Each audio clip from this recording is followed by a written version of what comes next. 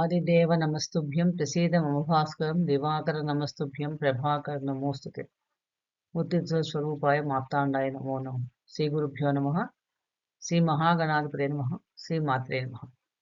Welcome back to Meeravani YouTube channel. మీ doctor Sundari ప్రేక్షకు నమస్కారం. ఈరోజు మనం ఈ వీడియోలో ధనుసు రాశిలో రవి గోచార ఫలితాలు ఎలా ఉండబోతున్నాయి అనే విషయాన్ని తెలుసుకుందాం. రవి భగవానుడు ఆత్మకారకుడైన రవి ప్రతి నెల కూడా ఒక రాశి మారుతూ ఉంటాడు. దాన్నే మనం సంక్రమణం అంటాం.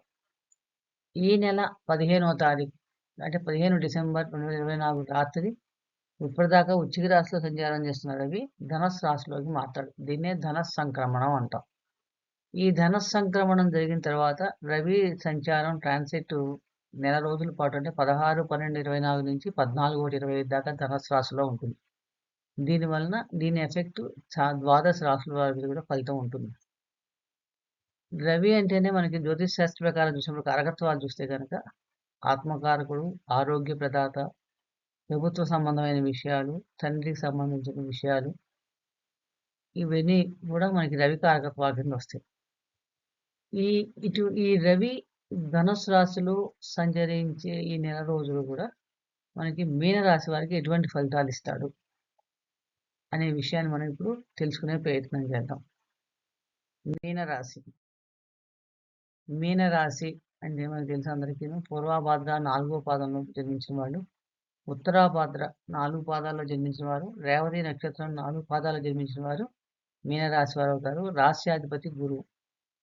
వీరికి రవి షష్టాధిపతి అయ్యాడు. షష్ఠభావం అంటే రుణ, రోగ, శత్రు సంబంధమైన విషయాలు చేసి దశమ స్థానంలో సంచారం చేస్తున్నారు. దశమ స్థానం అంటే కర్మభావం, అంటే ఉద్యోగ సంబంధమైన విషయాలు, కర్మ, ఇవన్నీ కూడా మనకి దశమ భావంలో చెప్పడం జరుగుతుంది.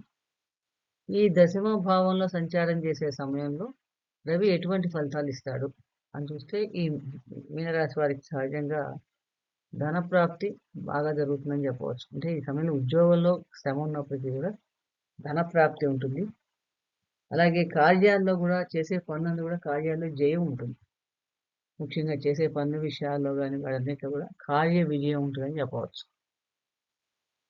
అంటే సేవా భావంతో పనిచేసేవాళ్ళు, సేవా వర్క్ చేసేవాళ్ళు, వీళ్ళందరికీ కూడా చాలా బాగుంటుంది. అలాగే ఎవరైతే సర్వీస్ ఓరియంటెడ్గా పనిచేస్తారో వాళ్ళకి ఉద్యోగ అవసరాల్లో విద్యావకాశాలు చక్కగా ఉంటాయని చెప్పవచ్చు.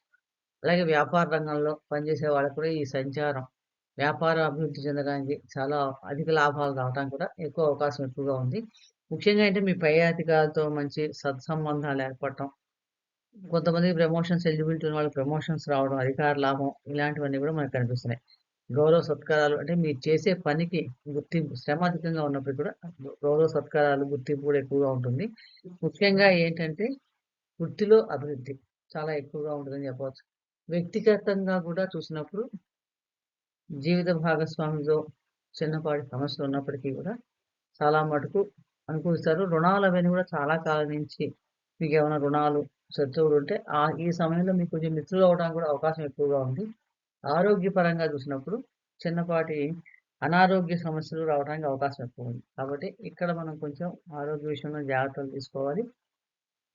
అలాగే ఈ ధన సంక్రమణం జరిగే సమయంలో మీనరాశి వారికి, ఎందుకంటే మీన రాశిలో రాహువు కూడా సంచారం చేస్తున్నాడు.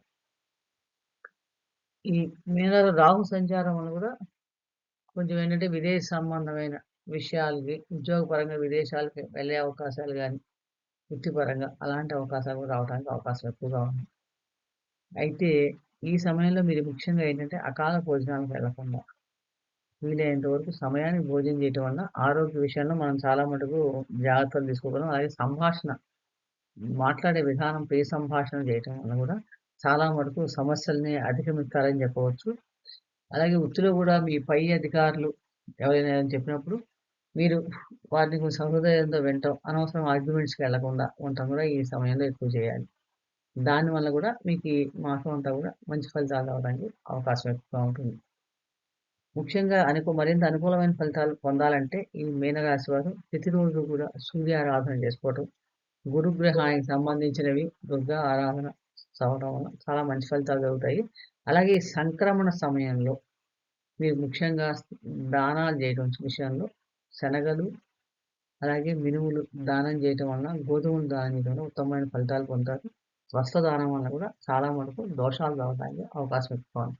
ప్రతిరోజు కూడా విష్ణు సహస్రనామం పారాయణ చేయండి, సూర్యారాధన చేసుకోండి. మరింత మంచి ఫలితాలు పొందగలుగుతారు. మరొక ఆసక్తికరమైన విషయం గురించి మరొక వీడియో తెలుసుకునే ప్రయత్నం చేద్దాం. ఈ వీడియో మీకు నచ్చినట్టయితే లైక్ చేయండి, షేర్ చేయండి, సబ్స్క్రైబ్ చేసుకోకపోతే సబ్స్క్రైబ్ చేసుకోండి. సర్వే జనా సుఖినో భవంతు. శుభం భూయాత్.